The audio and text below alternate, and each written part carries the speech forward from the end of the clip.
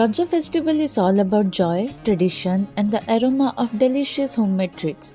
And today I am making a special Raja delicacy, Amba Kakara. As a child, Raja meant new clothes, swinging under the open sky, and waiting eagerly for the sweet treats prepared by my mother. And one of my favorites was always Amba Kakara.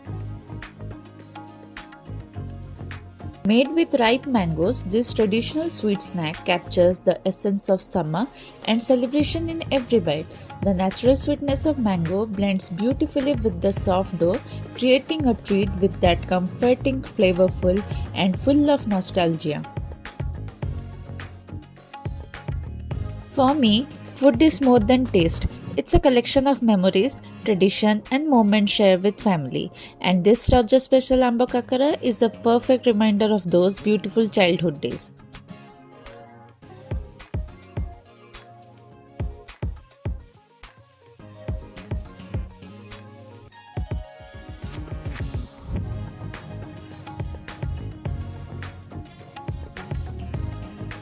As these golden kakras fries to perfection, the kitchen fills with a heavenly aroma that instantly brings back the memories of Raja celebration at home.